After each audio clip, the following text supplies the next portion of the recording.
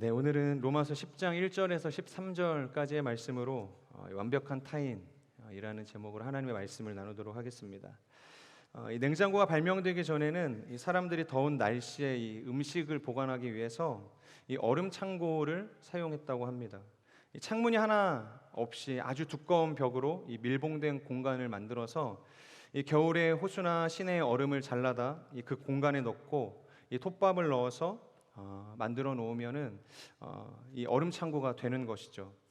그렇게 만들어진 얼음 창고에 보관된 얼음은 그리고 그 안에 있는 내용물들은 쉽게 녹지 않고 이 여름까지도 그 냉기가 유지될 수 있다고 하는 것이죠. 이 과거 회중교회 목사였던 이 존 해밀턴 목사님은 이런 얼음 창고에서 시계를 분실한 어떤 사람의 이야기를 설교 중에 하신 적이 있습니다. 여러 사람이 그 분실한 시계를 찾기 위해서 그 안에 있는 그 톱밥을 헤치면서 찾아 헤맸지만 쉽게 찾을 수가 없었죠. 그래서 결국 이제 포기하고 있었는데 이제 한 어린 소년이 찾아와서 자신이 찾을 수 있다고 이야기를 했다는 거예요. 그러면서 그 아이가 어떻게 찾을 수 있는가 유심히 살펴보았더니 갑자기 엎드려서 귀를 바닥에 대기 시작한 거죠. 보는 사람마다 영문을 알 수 없었습니다. 이 소년의 행동에 고개를 갸우뚱거리기도 했죠. 하지만 얼마 지나지 않아서 아주 적막한 가운데 이 소년은 시계바늘이 움직이는 소리를 들을 수 있게 되었다는 거예요. 그래서 그 소리를 통해서 시계를 찾을 수 있게 되었죠.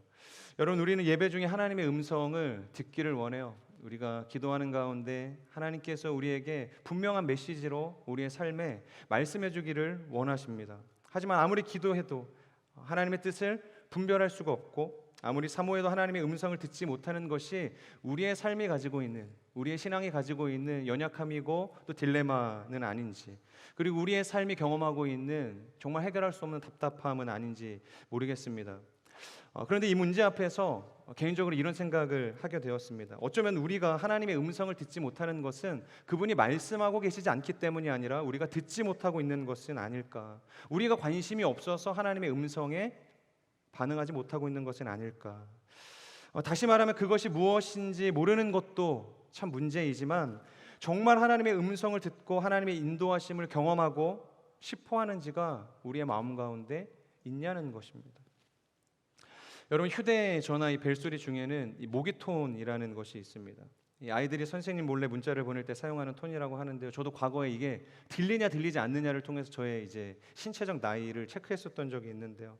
이 톤의 특징이 뭐냐면 일반적으로 25세 이상은 좀처럼 듣지 못한다는 거예요. 한번 검색해서 이 모기톤이 들리는지 들리지 않는지를 한번 체크해 보시는 것도 좋을 것 같아요. 왜냐하면 사람의 귀에는 아주 가는 털이 있어서 이 음파를 뇌로 보내주는 역할을 하는데 나이가 들면서 그 털이 닳아 없어지기 때문에 듣지 못하게 되어진다는 거예요. 그래서 25세가 되면 그 털이 완전히 닳아 없어져서 이 16kHz 이상의 소리를 듣지 못하는 상태가 됩니다. 그런데 이 모기톤이 바로 이 16Hz보다 높은 17kHz라는 거예요. 즉 소리가 없어서 듣지 못하는 것이 아니라 들을 능력을 상실했기 때문에 그 소리를 들을 수 없게 된다는 거죠. 마찬가지로 하나님께서는 언제나 동일한 목소리와 하나님의 음성을 통해서 우리에게 말씀하고 계신다는 거죠. 하지만 문제는 우리의 삶이라는 거예요. 우리가 영적으로 무감각해져 있고 또 하나님의 음성 앞에 반응하고 싶어 하지 않는 마음들이 우리 안에 자리 잡고 있기 때문에 하나님의 음성을 듣지 못하는 것이죠. 우리는 지난주에 이 하나님의 작정과 예정을 통한 성도의 구원에 대해서 함께 이야기를 나누었습니다. 사도 바울은 동족 이스라엘 민족을 향한 안타까운 마음이 있었죠. 그러니까 이방인들을 전도하는 삶을 살아가고 있는데 정작 이방인은 하나님께로 돌아오는데 자신의 민족 이스라엘 백성은 하나님으로부터 떨어져 나가고 있는 것에 대한 민족적 아픔이 그에게 있었던 거예요. 그래서 9장과 10장과 이 11장은 이스라엘 민족을 향한 구원, 이스라엘 민족의 회복을 위한 이 바울의 메시지라고 이야기를 했습니다. 9장에서는 하나님의 작정과 예정에 대해서 이야기를 했죠. 그리고 10장에 와서는 이런 주제를 가지고 이야기를 하고 있는 거예요. 뭐냐면 구원이 하나님의 예정에 의한 주권적이고 독자적인 결정이다. 아무도 이것에 대해서 이의를 제기할 수 없다 말씀을 드렸죠.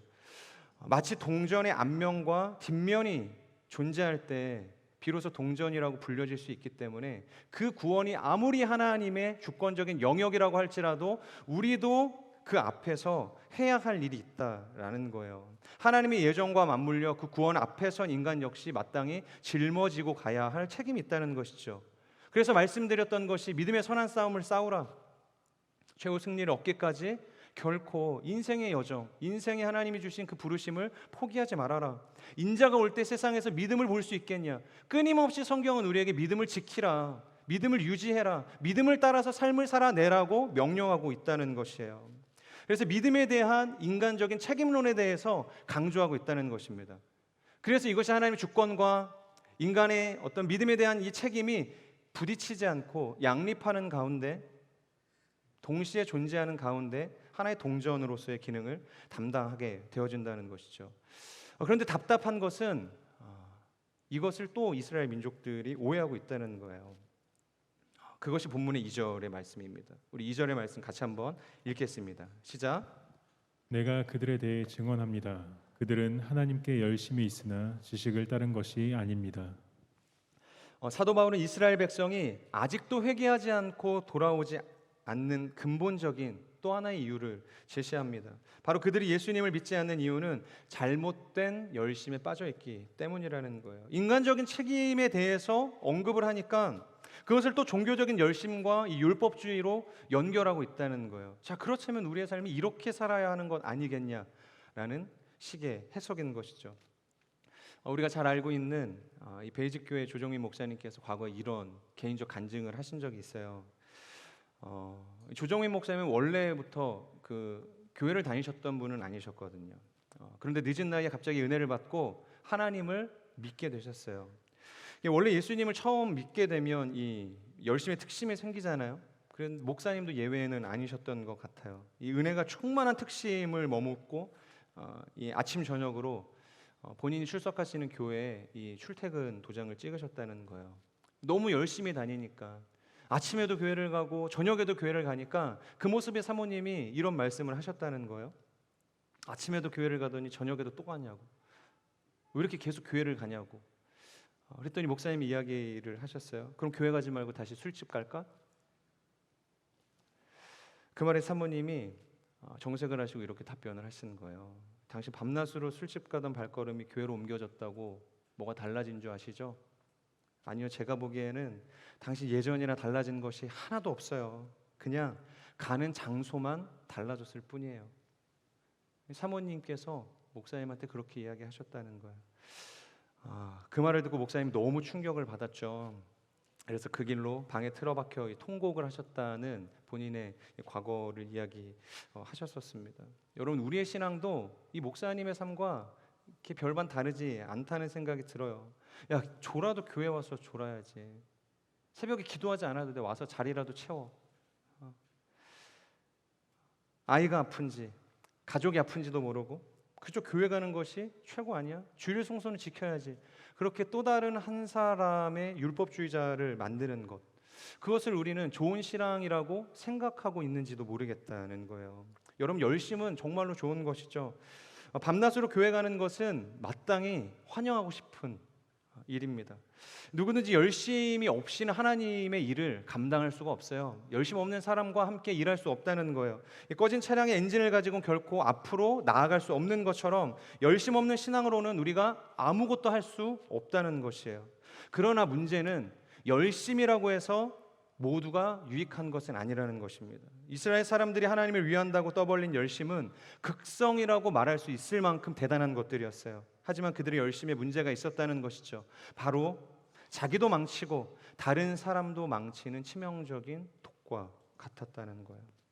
사도 바울은 자신의 과거가 딱 보니까 그들의 인생이 자신의 과거와 다르지 않다라는 생각을 하게 된 거예요. 그들의 현재의 모습을 통해서 자신의 과거의 모습을 보게 된 것이죠.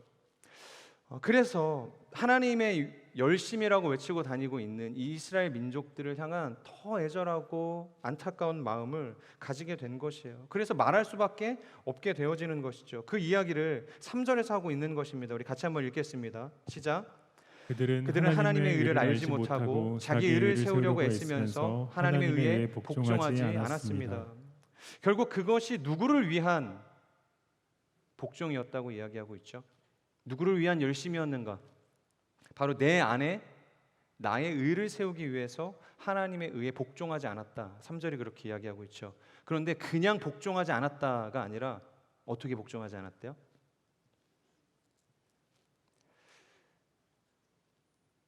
이게 설교 중간에 한 번씩 이렇게 제가 질문을 던질 때 침묵 구간이 있는 것 같아요. 성경을 보시면 다 나와 있습니다. 3절에 자기 의를 세우려고 애쓰면서 하나님의 의에 복종하지 않았다. 그러니까 애써서 복종하지 않았대요. 개역개정에서는 힘써 복종하지 않았다라는 표현을 사용하고 있어요. 그냥 복종하지 않은 것도 아니고 복종하지 않기 위해서 안간힘을 썼다. 그것이 이스라엘 백성들이 가지고 있는 치명적인 열심이었다고 사도 바울이 이야기하고 있는 거예요. 그런데 여러분, 이런 모습이 교회 공동체 안에서 정말로 쉽게 일어난다는 거예요. 한번 생각해 보시겠어요? 일반적으로 교회에서 문제를 일으키는 사람들은 어떤 사람들이에요? 열심히 있는 사람들이에요. 열심히 없는 사람들은 아예 관심도 없어요. 그냥 자기 일에 바빠요. 뭐 그런 일을 가지고 열을 낼까? 왜 이렇게 혼자서 그렇게 불을 낼까? 아예 이해가 되지 않는 거예요. 교회 안에서 문제를 일으키려고 하더라도 열심히 있어야 된다는 거예요.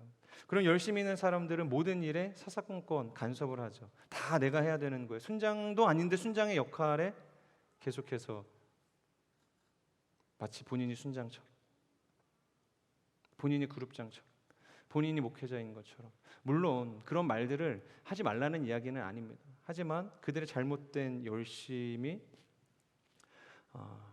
결국엔 사람의 마음을 깨고 공동체를 깨고 일만 벌려놓게 된다는 거죠. 열심이죠. 힘써 열심을 내요. 그런데 핀토가 나가 있는 열심일 때 그것이 모두에게 유익하지 않다. 그 열심에 대한 피해는 본인이 받는 것이 아니라 고스란히 공동체가 담당해야 하기 때문에 문제가 된다는 거예요. 여러분, 자기에 사로잡혀 살아가는 사람들은요, 사랑이 없이도 자기 의를 위해서라면 목숨도, 심지어 목숨까지도 바칠 수 있습니다. 그래서 고린도전서 13장을 보면 사도 바울이 괜히 그런 이야기를 하는 것이 아니에요. 사랑이 없이는 이라는 전제를 깔고서 계속해서 이야기하는 거예요. 사랑이 없이 행하는 너희들이 말하는 그 희생과 헌신은 교회 안에서, 하나님 안에서 무익하다, 아무 의미가 없다라고 이야기하는 것이에요.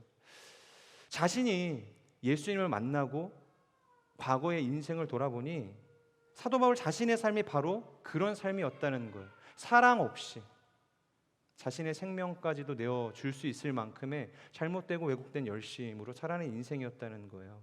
우리 빌립보서 3장 6절에서 9절 말씀을 같이 한번 보면 좋을 것 같은데요. 3장 6절 말씀 같이 한번 읽겠습니다. 시작.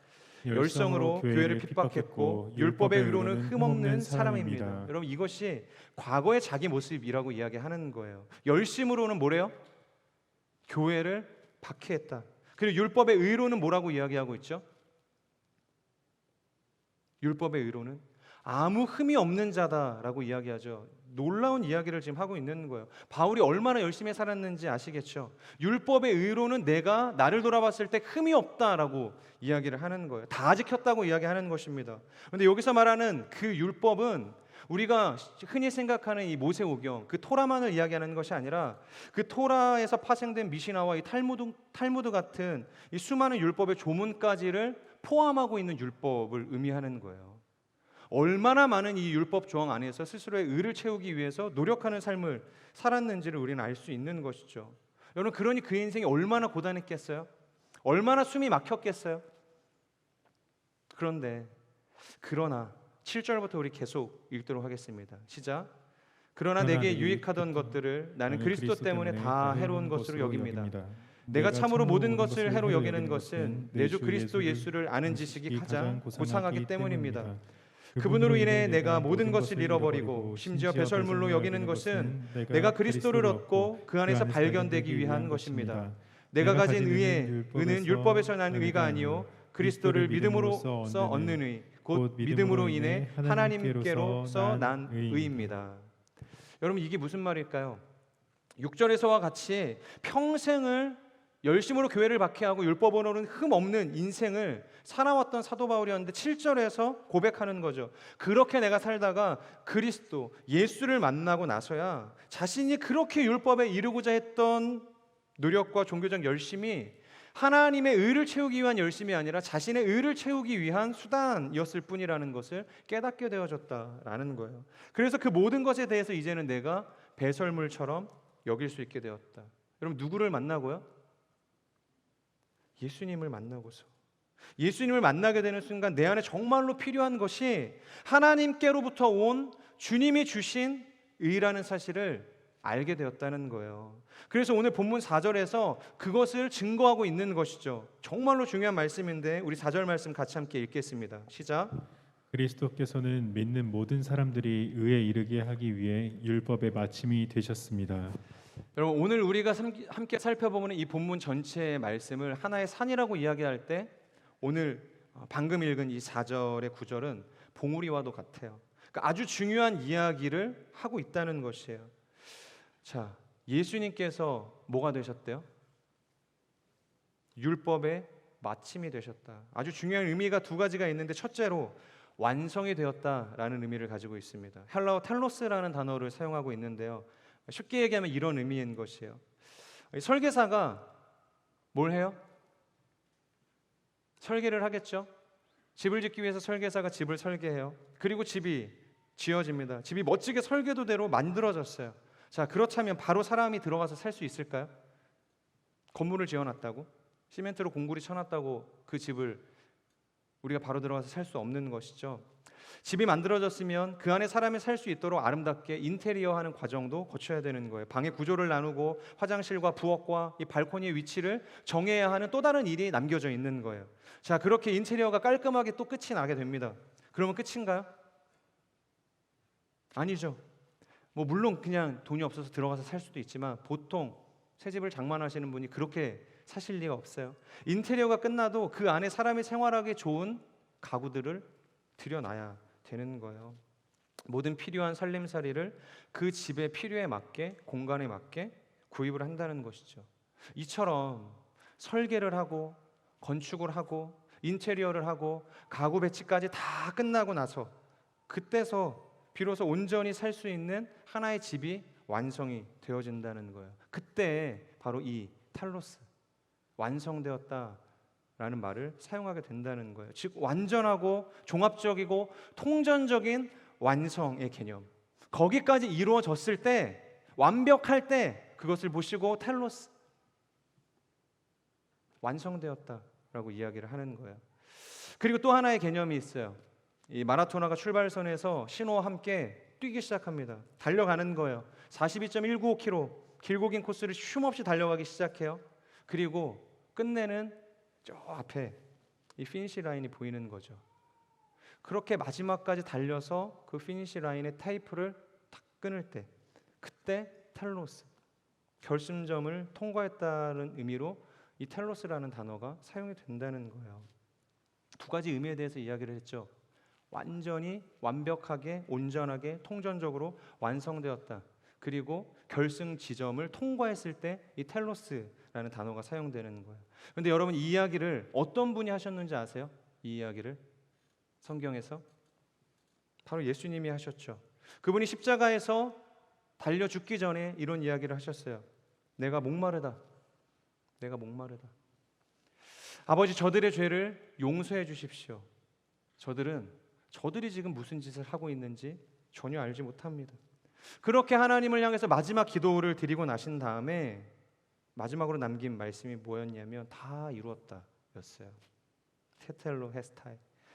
이 말은 다 지불되었다라는 의미를 담고 있는 거예요. 여러분, 우리가 물건을 사고 팔 때 그 물건의 가치가 높으면 높을수록 그것에 대한 증빙 절차가 또 필요하죠. 정말로 이것에 대한 소유권을 내가 제값을 주고 샀다, 매매가 정상적으로 이루어졌다, 그것을 공증해주기 위한 증빙 사인과도 같다. 이 헬라 시대 때는 이 텔로스라는 개념을 그런 의미로도 사용했다는 거예요. 그런데 예수님께서 십자가를 다 지시고 난 다음에 내가 다 이루었다라고 말씀을 하시는 것은 본인이 모든 값을 다 치르셨다라는 의미로 사용했다는 것입니다.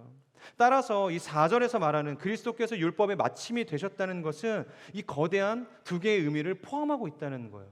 그러니까 모든 것을 다 이루신 거예요. 그러니까 모든 것에 대한 속전의 재물을 다 지불하셨다는 것을 이야기하는 거예요.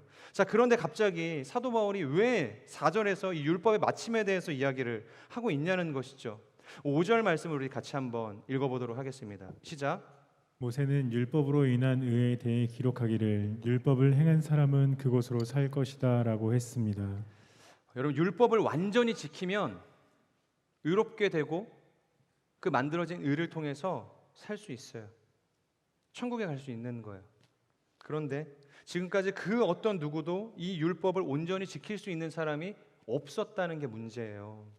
그래서 하나님께서 율법을 주시고 난 다음에 율법을 잘 지키면 문제가 없는데 율법을 통해서 자꾸 죄를 짓는 거예요. 죄를 깨닫는 거예요.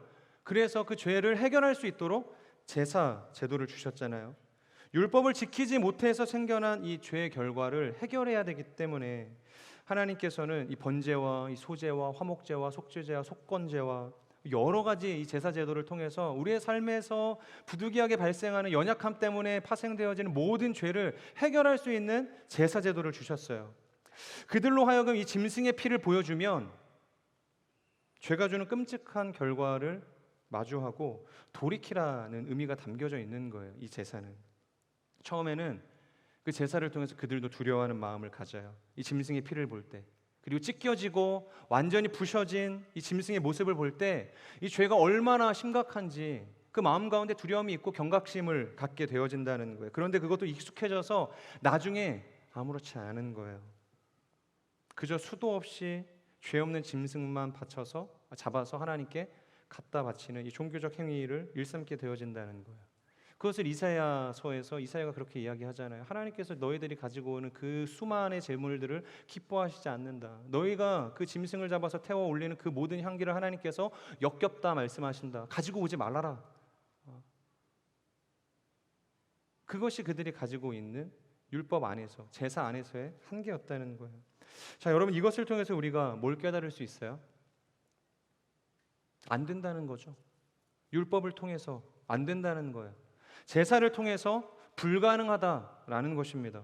율법은 죄된 우리의 한계만을 고발할 뿐인 것이죠. 제사는 형식만 남아버린 이 종교심만 우리에게 부추길 뿐이라는 거예요.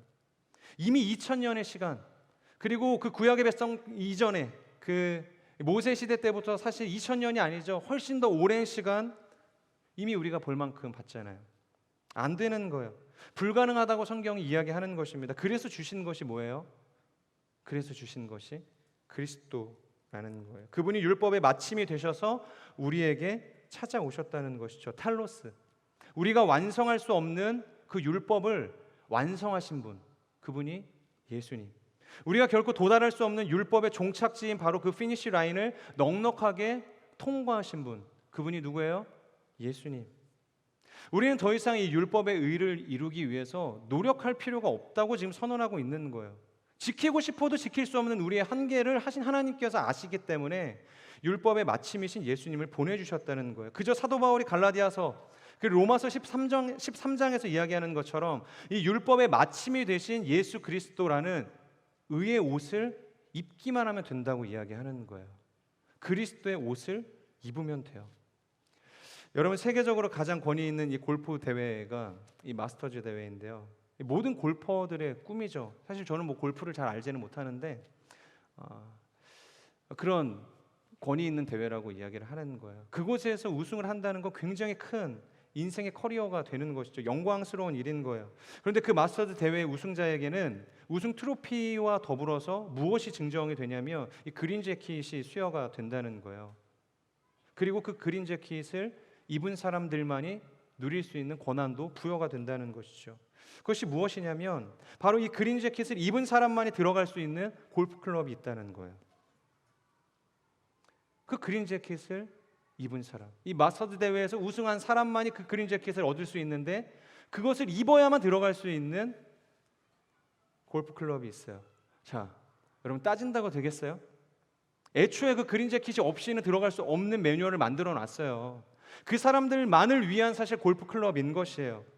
근데 제가 입고 온 이 재킷이 그린 재킷보다 더 비싼데요? 더 값진데요? 더 가치가 있는데요. 디자인이 좋은데요. 그렇게 이야기한다고 해서 그 클럽에서 들여보내주시겠어요? 그렇지 않다는 거예요. 소용없는 것이죠. 그 클럽을 들어가기 위해서는 반드시 정해놓은 매뉴얼대로 그 그린 재킷을 입어야만 들어갈 수 있다는 거예요. 여러분, 하나님께서 천국에 올 수 있는 자는 의로운 사람이라고 이야기를 하셨어요. 그런데 아무도 이 의를 지킬 수가 없는 거예요. 율법을 주셨지만 율법을 통해서 그 의를 얻기는커녕 오히려 자신의 죄된 본성만을 깨닫게 되었다는 것이죠. 그래서 이 예수 그리스도의 옷을 우리에게 주셨어요. 율법의 마침이 되시는 이 예수 그리스도, 그분의 재킷을 입고 오면은 천국으로 들어올 수 있는 출입을 허가해 주시겠다고 대안을 만들어 주셨다는 거예요. 그런데 거기서 왜 내가 다른 재킷 입고 들어가려고 하는데 문을 열어주지 않냐고 여러분 따지시겠어요? 하나님을 향해서 항변하시겠어요? 내가 더한 재킷을 가지고서 이 천국 문을 두드리고 있으니 문 열어달라고 이야기하시겠어요? 그럴 수 없다는 거예요. 그럼에도 불구하고 세상의 수많은 사람들이 이 율법의 옷을 입고 여전히 천국 문을 두드리고 있다는 거예요. 천국에 들어갈 거라고 이야기한다는 거예요. 하지만 하나님께서는 6절에서 말하는 것처럼 믿음으로 말미암는 의의 옷을 입으라고 이야기하고 있어요. 6절 한번 띄워봐 주시겠어요? 6절 전반절을 보면 그러나 믿음으로 인한 의는 이렇게 말한다. 쉽게 말하면 믿음으로 인한 의를 입지 않고는, 의의 옷을 입지 않고는 천국으로 들어갈 수 없다고 이야기하는 거예요. 하나님께서 주지 않으신 것도 아니고 이미 완성된 완제품으로 텔로스, 율법의 마침이 되신 예수 그리스도라는 의의 옷을 우리에게 주셨잖아요.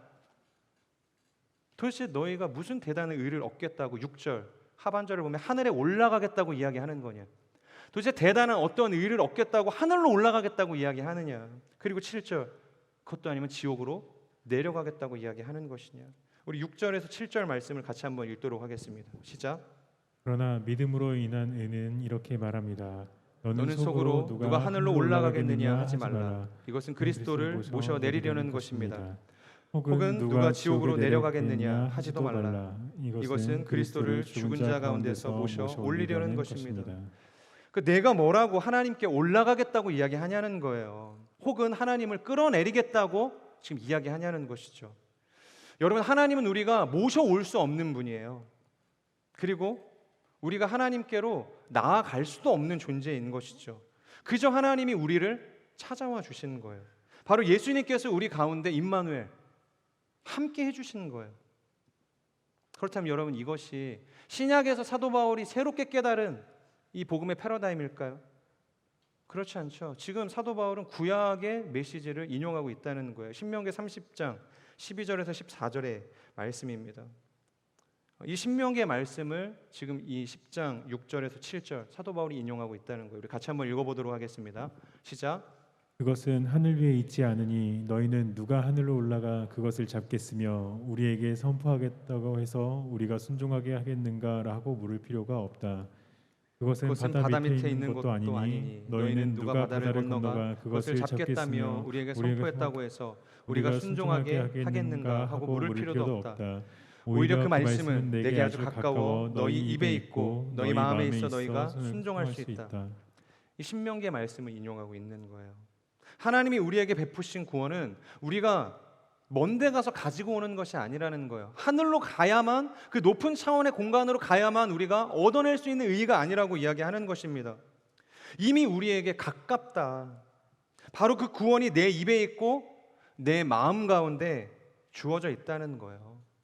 멀리 가서 찾으라고 이야기하지 않는 것입니다. 천국에 갈 필요도 없고 지옥으로 내려갈 필요도 없다는 거예요. 이미 우리에게, 우리의 입술 가운데, 우리의 마음 가운데 하나님께서 주셨다는 거예요. 그것을 요한복음에서 뭐라고 이야기하는가? 1장 14절의 말씀입니다. 우리 같이 읽겠습니다. 시작. 그 말씀이 육신이 돼 우리 가운데 계셨기에 우리는 그분의 영광을 보았습니다. 그것은 은혜와 진리가 충만한 아버지의 독생자의 영광이었습니다. 바로 예수 그리스도를 이야기하고 있는 것이죠. 그분이 육신을 입고 우리에게 가까이 오셨다. 우리와 함께 머물러 계신다. 그 이야기하고 있는 거예요. 그리고 1장 18절에서 뭐라고 이야기하는가? 우리 같이 읽겠습니다. 시작. 지금까지 아무도 하나님을 본 사람이 없었습니다. 그러나 아버지 품에 계시는 독생자께서 하나님을 알려주셨습니다. 그 가까이 오신 예수님께서 하나님을 알려주셨다. 보여주셨다는 거예요. 구원이 우리의 노력을 통해서 이루어지는 것이 아니죠. 우리의 종교적 열심으로 그 의를 이룰 수 있는 것도 아니죠. 우리의 노력으로 얻어내거나 성취할 수 없기 때문에 그것을 구원이라고 이야기하는 거예요. 우리가 할 수 없는 영역이기 때문에. 그래서 우리를 건져내었다. 우리를 죄악 가운데서 건져내셨다. 하나님께서 우리를 건져내셨다고 성경에서 이야기하는 거예요. 그 건져낸 사건을 구원이라고 이야기하는 거죠. 다시 말해서 뭘 해서 얻는 것이 아닙니다. 그저 물에 빠져 있을 때 건져주세요. 하나님을 향해서 주님 이름 부르면 된다. 지금 그 이야기하고 있는 거예요. 9절, 11절, 13절 우리 같이 함께 읽도록 하겠습니다. 시작. 만일 당신의 입으로 예수를 주라고 고백하고 또 하나님께서 그분을 죽은 사람 가운데서 살리신 것을 마음에 믿으면 구원을 받을 것입니다. 성경은 누구든지 그를 믿는 사람은 수치를 당하지 않으리라 라고 말합니다. 주의 이름을 부르는 사람은 누구든지 구원을 받을 것이다. 뭐라고 이야기하고 있죠? 율법으로는 안 된다는 거예요. 예수 그리스도라는 의의 재킷, 이 거룩한 재킷을 입은 사람만이 구원에 이를 수 있다. 천국에 들어갈 수 있다고 이야기하는 거예요. 자, 그러면 우리는 그 그린 재킷을 어떻게 얻을 수 있는가? 그 의의 재킷을 어떻게 소유할 수 있는가? 9절에서 11절에서 13절에서 동일하게 이야기하고 있는 거예요. 그저 주님 이름 부르면 된다. 그분 영접하면 된다고 이야기하는 거예요. 주님이 우리에게 무엇을 행하셨고 어떻게 우리의 주가 되셨는지를 고백하면 된다고 이야기하는 거예요. 저희 딸이 학교에 친한 친구가 있나 봐요. 저희 딸이 있나요? 또 자기 얘기한다고 싫어할 수도 있어요.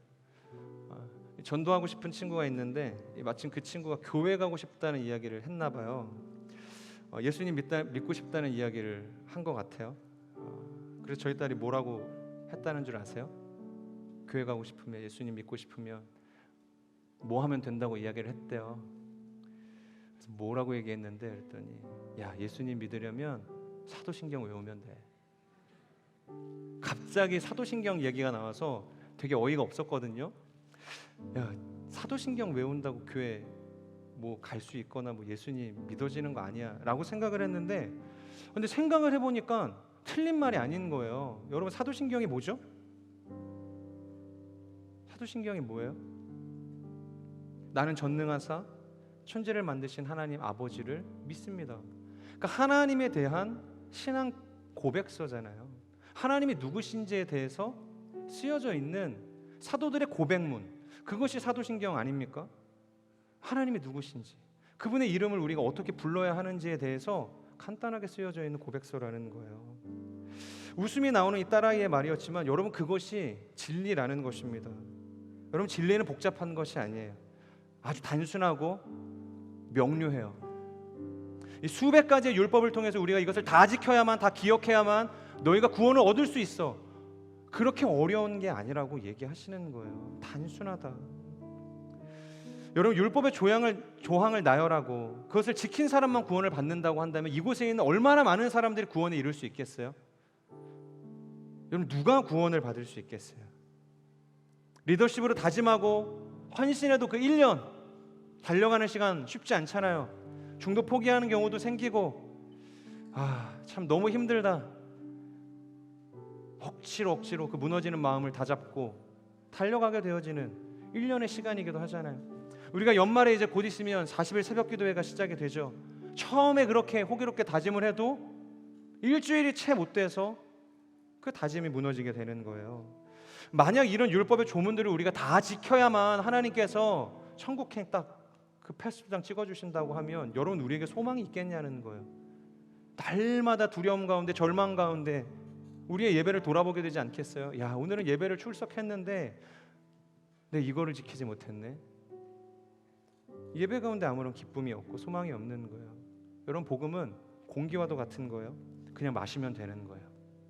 H2O니 거기에 산소의 비율이 몇 %가 들어가 있느니, 여러분, 이런 것을 분석하거나 공식화할 필요가 없다는 거예요. 그런 거 몰라도 돼요. 그냥 마시면 되는 거예요. 마시면 숨이 쉬어지는 거예요. 우리가 살아갈 수 있게 되는 것입니다. 마찬가지로 신앙도, 복음도 그냥 마시면 되는 거예요. 그냥 믿으면 된다고 이야기하는 것입니다. 바로 예수님께서 십자가에서 보여주신 그림이 이와 같아요. 예수님께서 십자가에 달리실 때 좌우에 누가 있었어요? 좌편과 우편에 강도가 있었습니다. 근데 그 중에 한 명이 주님께 관심을 갖기 시작해요. 여러분 평생 그가 어떤 강도짓을 하고 살았건 그가 이뤄왔던 삶의 이력과는 상관없이 그저 주님 앞에서 그분의 이름을 의지했더니 그분의 이름을 불렀더니 주님께서 뭐라고 이야기하세요? 내가 오늘 나와 함께 낙원에 있을 것이다. 주님 저를 기억해 주세요. 이 불쌍한 인생을 기억해 주세요. 딱 한마디였어요. 성경은 그 이상의 이야기를 기록하고 있지 않습니다. 그 강도의 고백 가운데 예수님이 말씀하시는 거예요. 내가 오늘 나와 함께 낙원에 있을 것이다. 여러분 어려우세요? 복잡하신가요? 그것도 아니면 주님 이름 부르는 게 부담스러우세요? 잘못된 열심과 그릇된 지식에서 속히 벗어나실 수 있는 은혜가 있기를 주님의 이름으로 축복합니다. 그리고 우리의 마음 가운데 예수님께서 부어주신 그 마음을 따라 입술로 고백하는 인생이 되시기를 주님의 이름으로 축복합니다. 주는 그리스도시요 살아계신 하나님의 아들이십니다.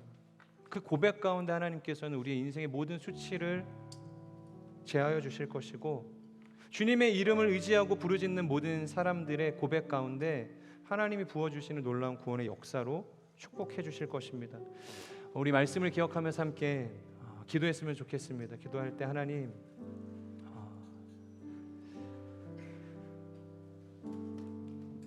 정말로 잘못된 열심, 향방 없는 나의 의에 사로잡힌 이 잘못된 열심으로 헛된 의를 이루기 위해 노력하지 않는 인생이 될 수 있도록 하나님 인도하여 주시옵소서.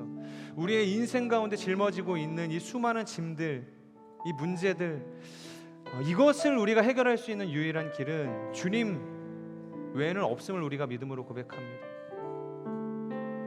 우리의 이 모든 질문 다 주님 앞에 내어놓고 주님의 이름을 부르짖으며 주님을 의지하며 주님과 함께 나아갈 수 있는 복된 인생이 될 수 있도록 하나님 역사하여 주시옵소서. 단순하고 명료하고 간단한 그 예수 그리스도의 그 이름 한 분 우리가 의지하며 주님 부르짖으며 나아갈 수 있는 복된 신앙으로 하나님 우리를 인도하여 주시옵소서. 그런 주님의 이름을 향한 거룩한 고백으로 우리가 주께 나아갈 때 우리 가운데 부어주시는 구원의 기쁨과 감격과 회복의 은혜로 충만한 인생이 될 수 있도록 역사하여 주시옵소서. 이 시간 우리 주여 한번 간절히 부르짖으며 동성으로 기도하며 나아가겠습니다. 주여, 신실하신 주님, 우리의 인생의 수많은 하나님 율법의 조문으로부터 우리가 벗어나게 하여 주시옵소서. 예수님을 믿지만 하나님의 말로 닿을 수 없는 그 값없는 사랑을 받았다고 이야기하지만 그럼에도 불구하고 내 안에는 헛된 열심이 있습니다. 잘못된 지식을 근거한 하나님 향방 없는 하나님 다른 박질이 있습니다. 하나님 모든 것들을 내려놓게 하여 주시고 오직 우리의 구원 되시는 예수 그리스도, 우리의 모든 무거운 짐을 다 내려놓게 하시는 그 예수 그리스도, 그분의 이름을 부르짖으며 나아갈 수 있도록 하나님 우리를 인도하여 주시옵소서. 주님의 이름을 부르며 나아가는 모든 민족 가운데 하나님의 사람들 가운데 구원이라는 놀라운 은혜로 하나님 같은 열매로 하나님 임하여 주시옵소서. 주님의 이름을 부르짖는 모든 사람, 이방인이든 유대인이든 하나님 야만인이든 누구든지 하나님 주님의 이름을 부르짖는 자는 수치를 당하지 않을 것이다. 수치를 면하고 하나님이 부어주시는 그 구원의 은혜 앞에 그 사제의 윈종 가운데 머물게 될 것을 우리가 믿음으로 고백하오니 하나님 기름 부어 주시옵소서. 하나님 은혜로 역사하여 주시옵소서. 하나님을 의지하며 하나님을 바라보며 나아갑니다. 우리의 모든 계획을, 우리의 모든 소망을 내려놓고 우리의 인생의 주관자가 되시는 예수 그리스도를 바라보며 나아갈 수 있도록 생명의 근원이 되시고 구원의 완성되시는 그 예수 그리스도의 그 이름을 의지하며 우리가 승리하는 인생이 될 수 있도록 하나님 역사하여 주시옵소서. 주님 찬양합니다. 우리 함께 처음부터 고백하겠습니다. 수많은 무리들 주지어 그분을 보기 위해 따르네. 평범한 목수이신 그분 앞에 모든 무릎이 꿇어 경배하네. 아멘.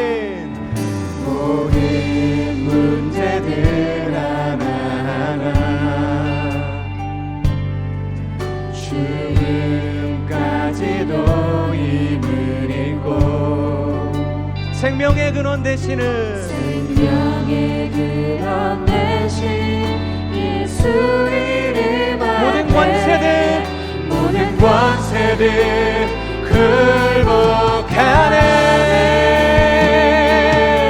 우리 믿음으로 선포합시다. 예수 이름 높이세. 예수 이름 높이세. 능력의 그 이름 예수 이름 높이세. 구원의 그 이름 예수 이름을 부르는 자 예수 이름을 믿는 자 예수 이름 앞에 나오는 자 복이 있도다. 예수 이름 높이세. 아멘. 예수 이름 높이세. 능력의 그 이름 예수 이름 높이세. 구원의 그 이름 예수 이름을 부르는 자 예수 이름을 믿는 자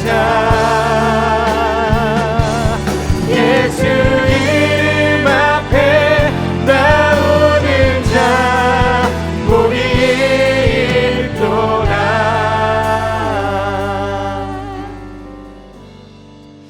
우리 한 번 더 기도하며 나아갑시다. 주님, 예수 그리스도의 그 능력의 이름을 우리가 바라보며 나아갈 수 있도록 하나님 우리를 인도하여 주시옵소서. 우리의 모든 삶의 계획과 우리의 소망이 무너질 때 하나님 거기서부터 우리의 인생의 새로운 여정이 시작되어지는 것을 우리로 하여금 알게 하여 주시옵소서. 우리의 구원의 반석이 되시고 삶의 주관자가 되시는 예수 그리스도를 향한 거룩한 길이 열리게 되어짐을 우리가 믿음으로 보게 하여 주시고 믿음으로 결단할 수 있는 인생이 될 수 있도록 하나님 우리를 인도하여 주시옵소서. 우리가 고백한 이 찬양의 고백처럼 예수 그리스도 그분의 이름을 부르짖는 모든 자에게 하나님께서 능력이 되어줄 것입니다. 예수 그리스도의 그 이름의 능력을 입는 모든 자에게 수치를 당하지 않게 하실 것입니다.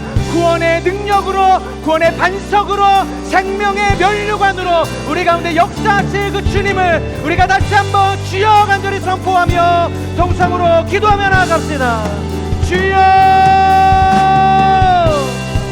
신실하신 하나님, 주님이 우리의 구원의 반석이 되심을 고백합니다.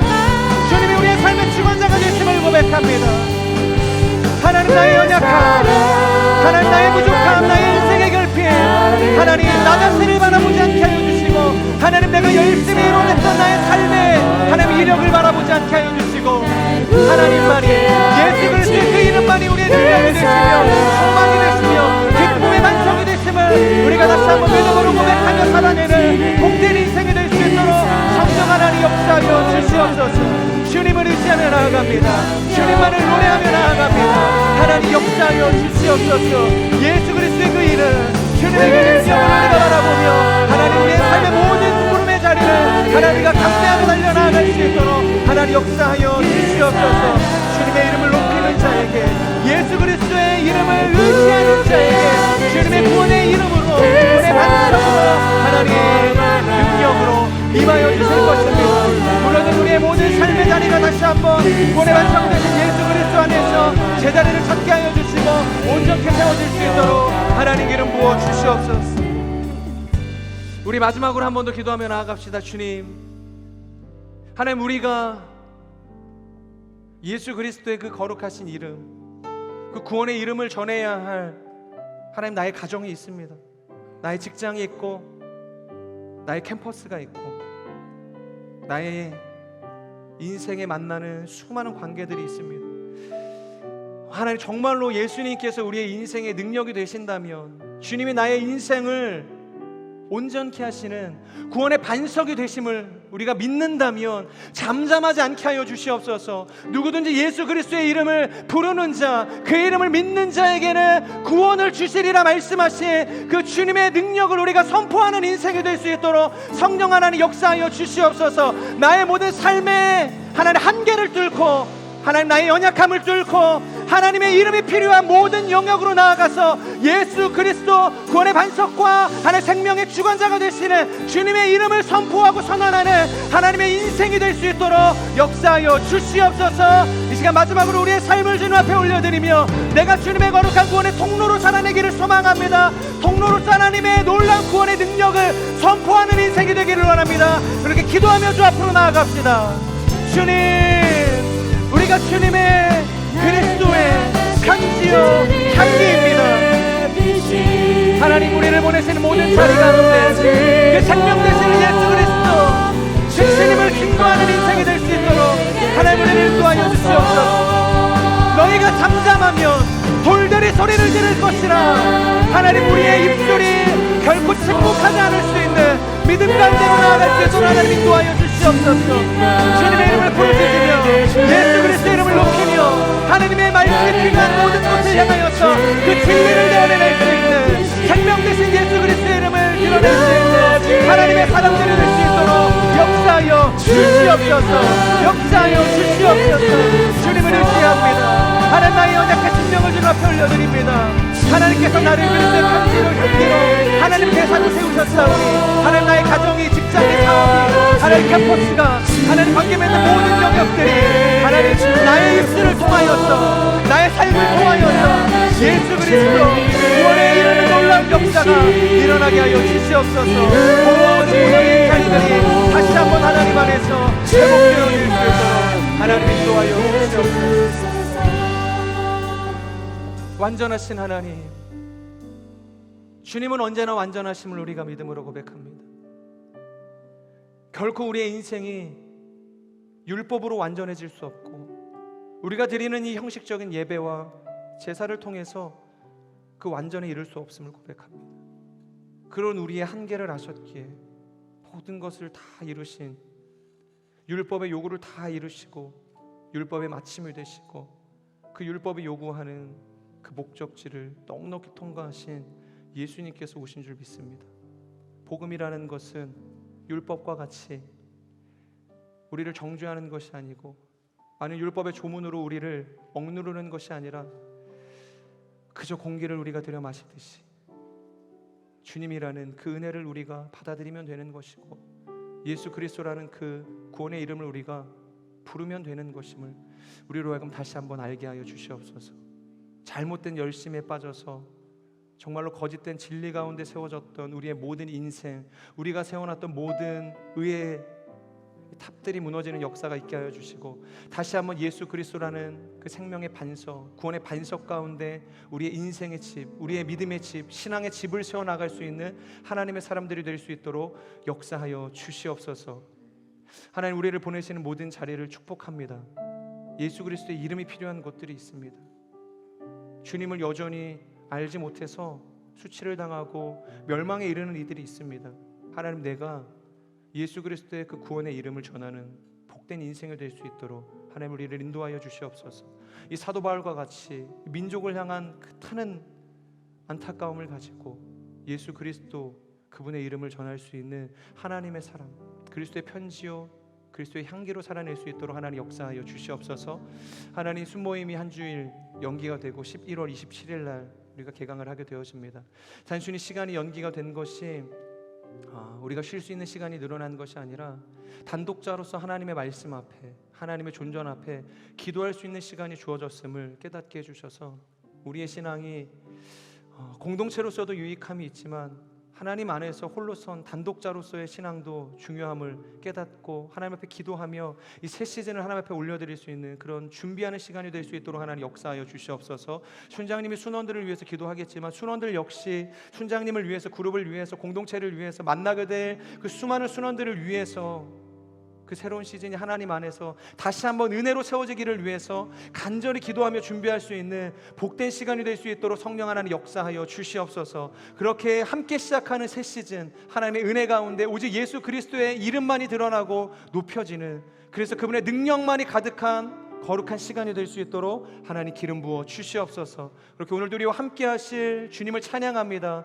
감사하며 우리 구원의 반석 되신 예수 그리스도의 이름으로 기도합니다. 아멘. 우리 기도를 받으신 주님 앞에 우리 감사의 박수 올려드리겠습니다. 아멘.